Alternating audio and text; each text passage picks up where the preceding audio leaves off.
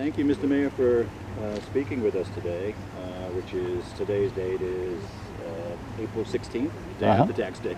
Right. Which is a good time. So, again, thank you very much for talking with us this afternoon. It's a pleasure. Nick here is going to ask you a couple of questions, and then we'll just go from there. Very good. Thank you. Mayor Bogaard, as Mayor of Pasadena for so long, your popularity has always been high. What can you attribute to this overall trust? Well, I like to think that my style of service, which is measured and respectful of the views of those who have different outlooks on life, bears well. It seems to have borne well in the last 16 years. We certainly have controversies all the time, but the people of Pasadena expect that the mayor and the other elected officials be measured and respectful of the constituents and of each other, and also to be good listeners so that when the debate occurs, it's relevant to the issues and a sincere effort to resolve questions and come together. All right, now, resolving issues that occur.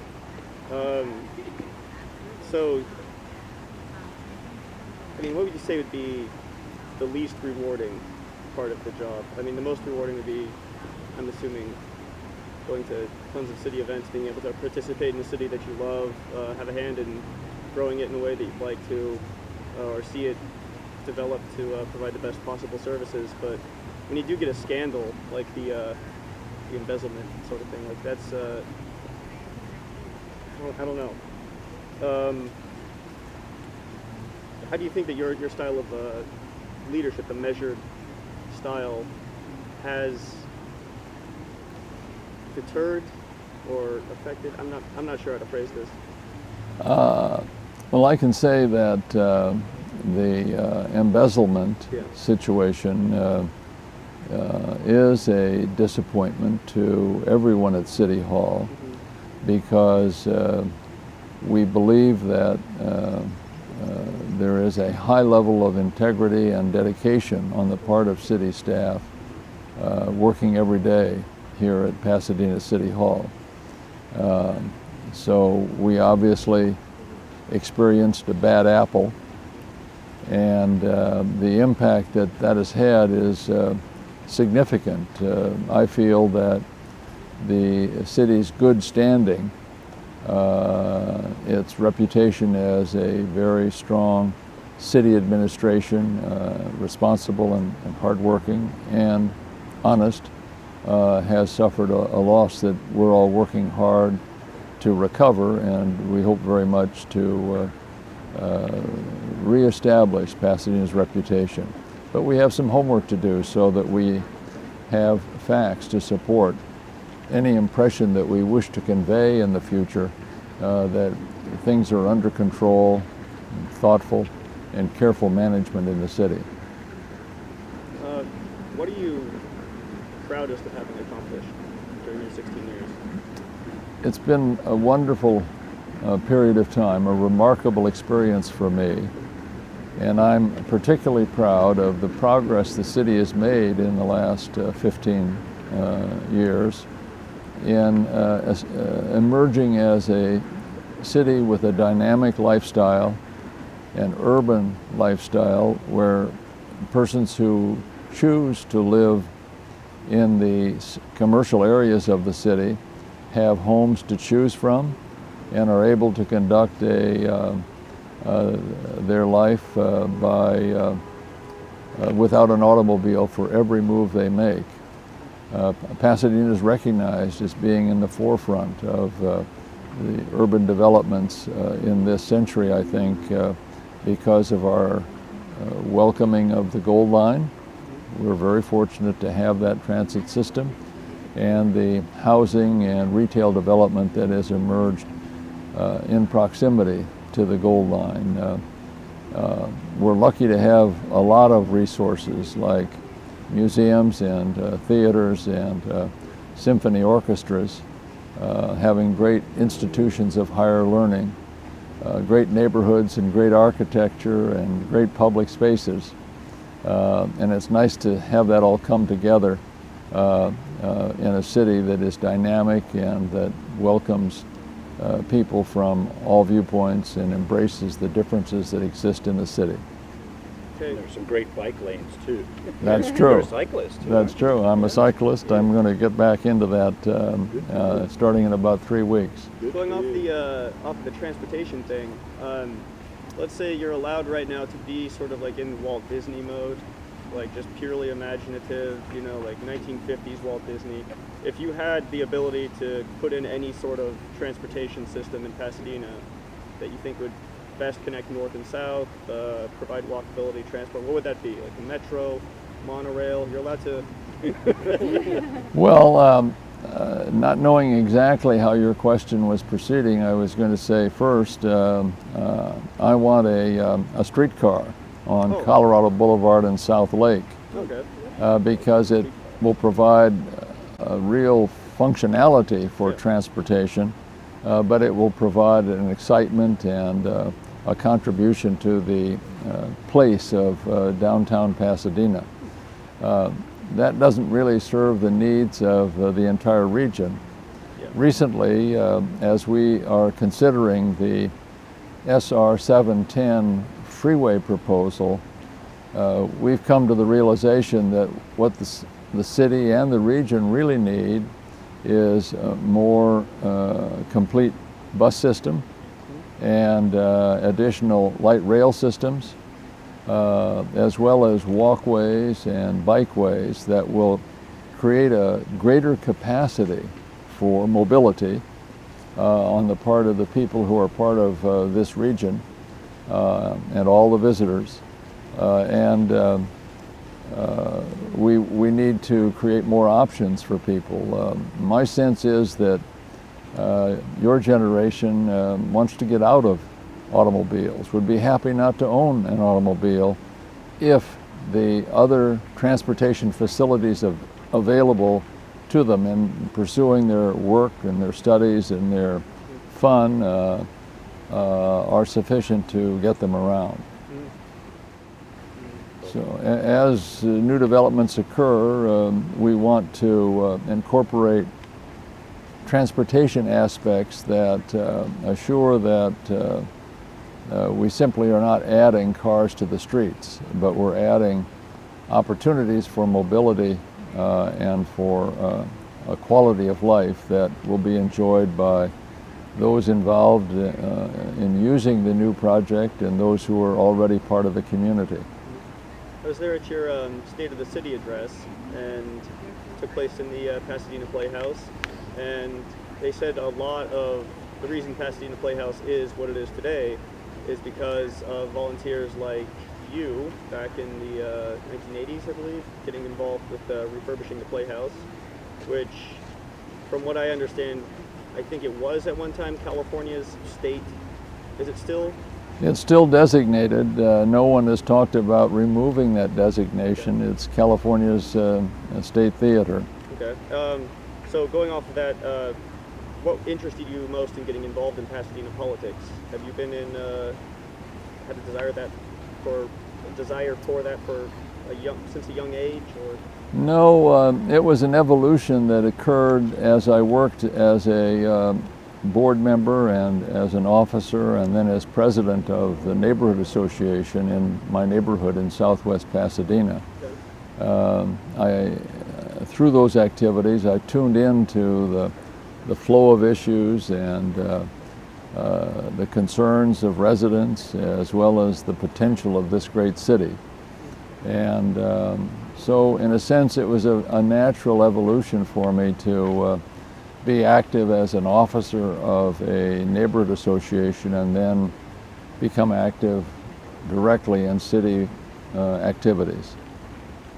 Was there like a turning point, Jose, for you where you were like, okay, I want to get into politics right now? Was there anything that happened in your life why you really wanted to go into politics? I would say that requires a word of background.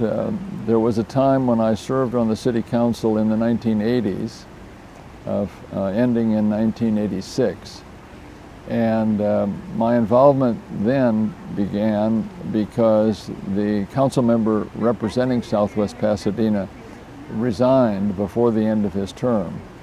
And my friends in the neighborhood came to me and said, put your name in for this vacancy so that you can try to see if you can work in a commitment to the city and still do the other things that you were doing. At that point I was practicing law and we were raising 4 children.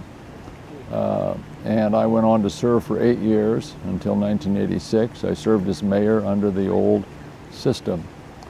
The question is how I got involved in Pasadena politics. In the first instance, it was because I had been a neighborhood association president, and in the second instance, this was in 1998, when the voters approved this position of directly elected mayor, that my friends came to me again and said, listen, get involved in this race. We'd like to see you be the first directly elected mayor. At that time, I thought I would serve for 1 term if I were successful in the election, but here we are 16 years later. Well deserved. And not every city does this. Not every city. No, that's true. A lot of cities do. Most cities of California don't have a special status for the mayor, and the position is rotated, Right. as we used to do in Pasadena until 1998. Is there a system you prefer? Well, I hope that the judgment of history on this position of directly elected mayor in Pasadena accords with my own sense that it is an opportunity for a volunteer public official to be influential for the city and in the region. By virtue of longevity. Other cities have a mayor maybe for 1 year, and then the responsibility passes to the next person in line. Pasadena, I've been able to establish a reputation for Pasadena and a involvement in regional affairs like the Gold Line Foothill Extension project. And I think that is inured to the benefit of the city. I think the role of mayor is an opportunity to work with other council members and bring a consensus or bring at least a majority to bear on some of the more controversial issues. So I hope that, as I say, history agrees with my own reaction that this idea of a directly elected mayor is one that has been helpful. You've been in politics as the mayor for 16 years now, which has given you a lot of opportunities to attend countless events. Your wife is also very politically active. Did this come about as you started to get interested in politics, or has she always been very involved in the community? She's been actively involved since she was a new member of the Junior League of Pasadena. You know, they encourage volunteer and leadership and addressing the needs of the community. When she was a provisional, she served on a committee that was asked to study Old Pasadena. This was in the late 70s. It was not in good condition. The city, the thinking at City Hall was to wipe it out and bring in corporate headquarters, such as the Parsons Corporation. But Claire and her friends on that committee, and then a group that thereafter formed Pasadena Heritage, had a different notion about the future of Old Pasadena. It's turned out to be a very significant benefit to the city because of economic activity and because of the retail and restaurants that offer such good times, and generally a unique commercial setting where people love to come and have fun. It's discussion of you and your wife's relationship. How long have you two been married? My wife and I have been married 53 years. Oh, wow. Congratulations. Thank you. Thank you. We have 4 children, and they live in lots of remote locations. We have a son who lives in Seattle. We also have a son who lives in this area.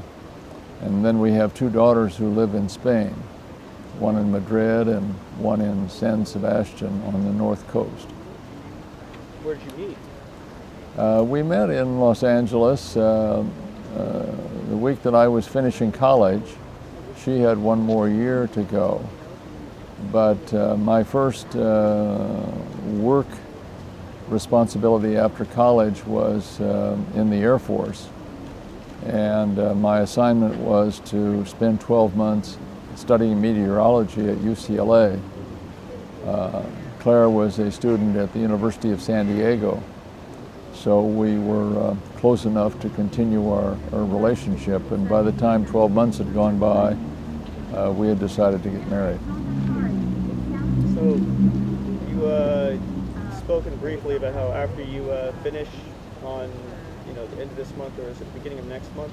You're going to go traveling and visit some of your children.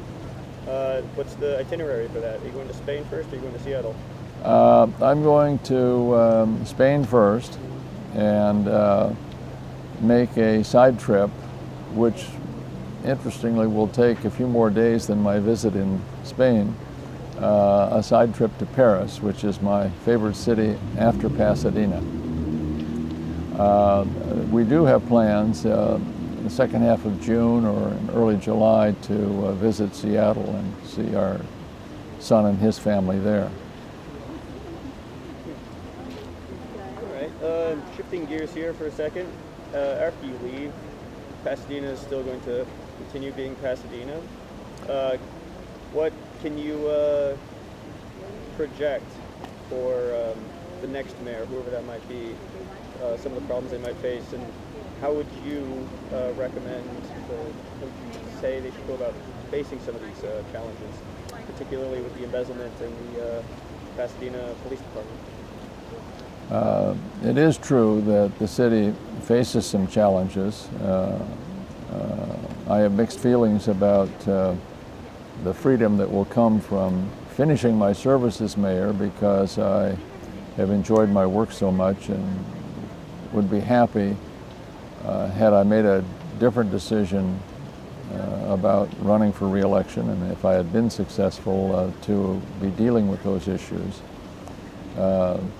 First off, this city faces difficult financial times because our expenses are going up and our revenues are, while on the positive side, are not going up as rapidly. We have some different challenges as far as financial future is concerned, and so very strict financial management is going to be required on the part of the new mayor and the council. I would say this uneasiness on the part of some in the community about our police department needs to be addressed. I continue to have high confidence in our chief and in our department. I recognize that in this day and age, with all of the stresses that exist in urban settings, there are going to be challenges to do things in the way they should be done in each and every instance. People are people, and that includes police officers. But in any event, there's still work to be done in considering the concerns that are being expressed and demonstrating that the supervision and the public oversight of our police department is adequate. We have global warming to contend with and some of the related problems of increasing renewable energy sources in accordance with state law and policies that we ourselves have imposed on ourselves. There's the water conservation challenge, the water shortage. There's more than enough to be of an ongoing challenge, and I have all sorts of confidence that Pasadena will continue to be an attractive and vital and successful city.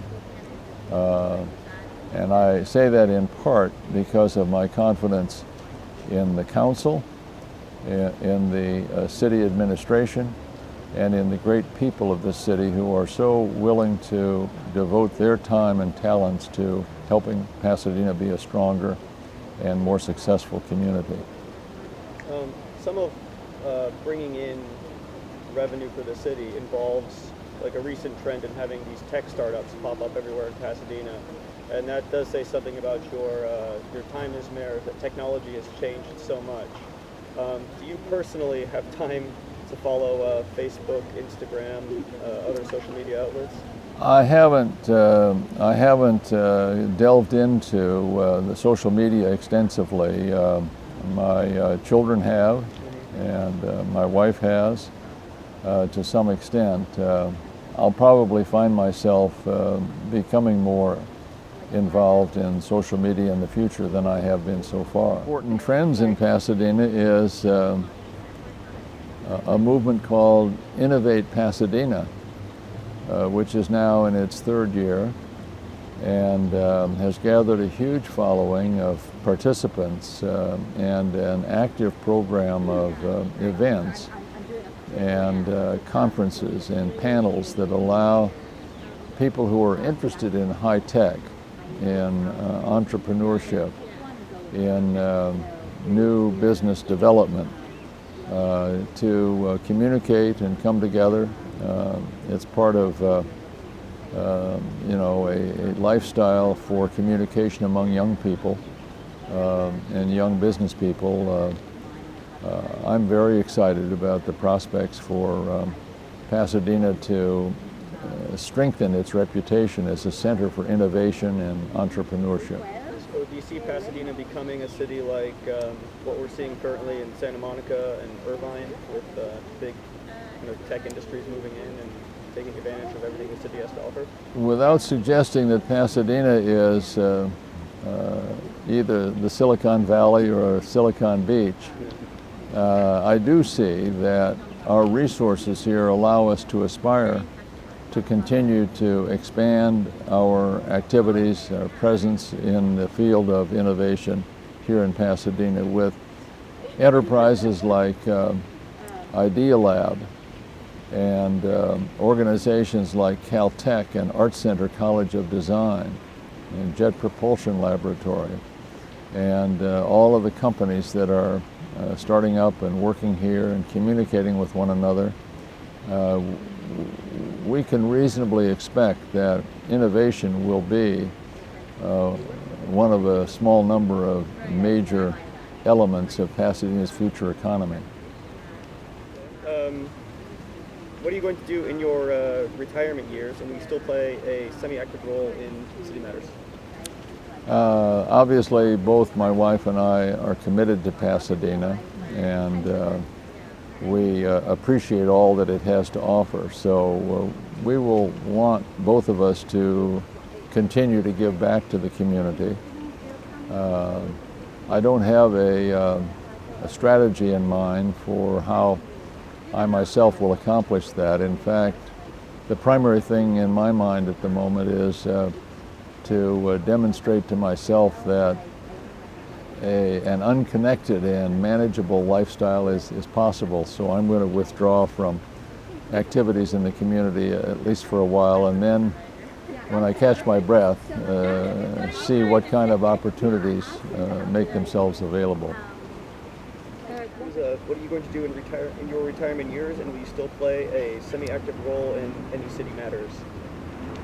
My wife Claire and I are committed to Pasadena and appreciate the quality of life that it has offered us and our children over the years. We think Pasadena is the best city in the world. So we'll want to continue to contribute to its well-being and its strengthening. But at the moment, my priority is to have a break from the active schedule that I've maintained for 16 years, prove to myself that life without a number of appointments every single day is possible. And then I'm going to see what kind of opportunities present themselves to serve the community or the institutions and programs that exist in Pasadena. I spoke with you very briefly at an event, and I think I asked you the same question, but you said that you planned on doing a lot of reading in your spare time, and that you enjoyed reading nonfiction accounts of historical figures.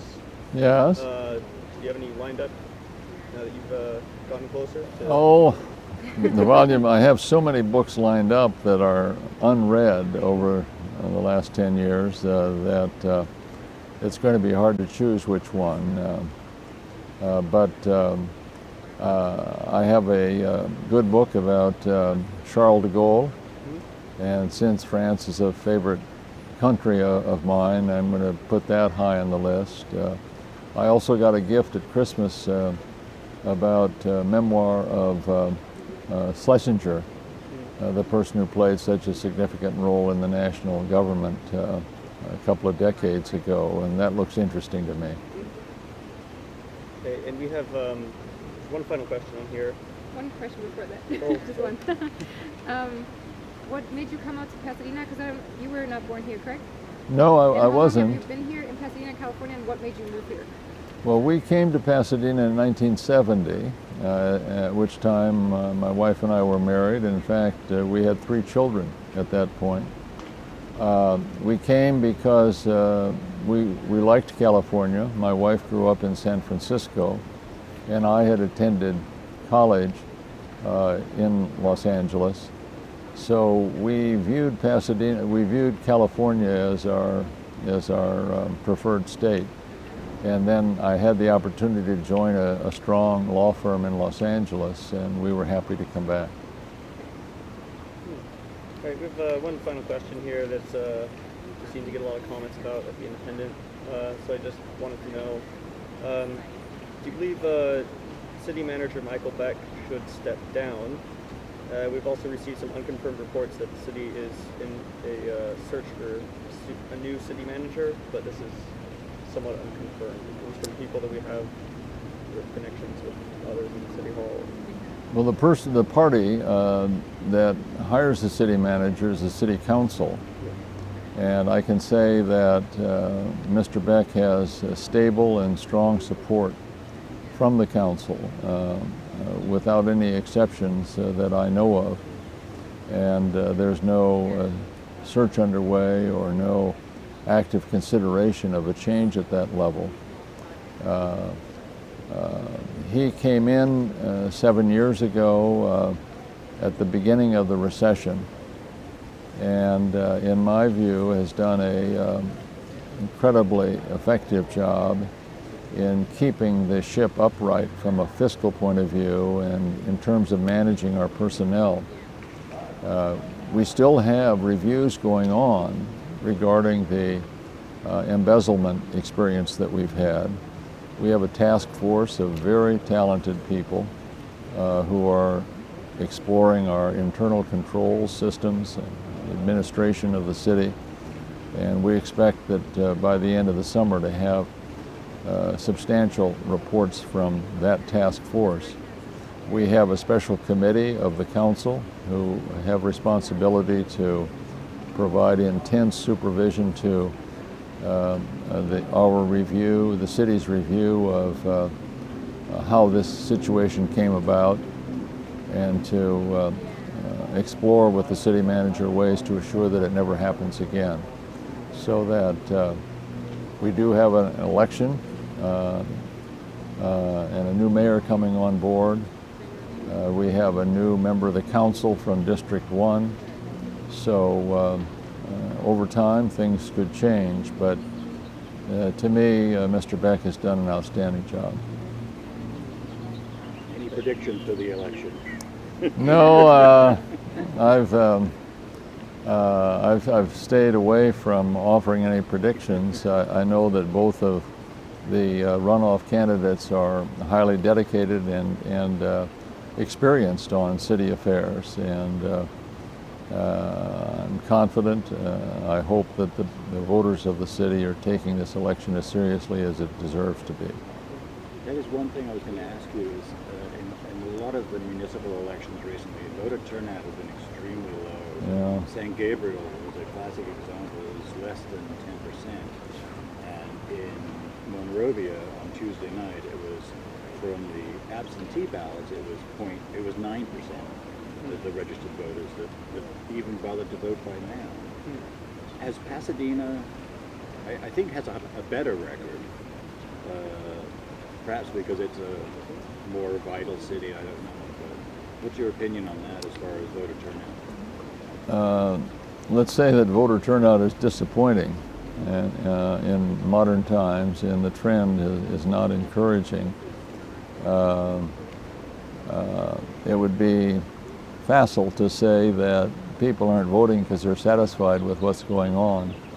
I don't think that's true, and so there are lots of distractions, including social media, in today's life. There's a lot of apathy too, perhaps. I don't know. Yes, people are thinking of other things, and they're busy with their jobs and their families. The role of distractions is a very key thing. Yeah. If you have a family and you have to keep checking your Facebook every 5 minutes. Exactly. So I don't have an answer. I can only say that the system would benefit from high participation, and I hope that somehow, not through crises, but through commitment on the part of voters to make Pasadena stronger, that participation does come about. Thank you. Do you have any other? Yeah, one last question. Do you speak French? Je parle français, oui, et je voudrais parler beaucoup mieux que je parle en moment. I have no idea. Hold me down. I speak a little French, and I hope to do it better in the future.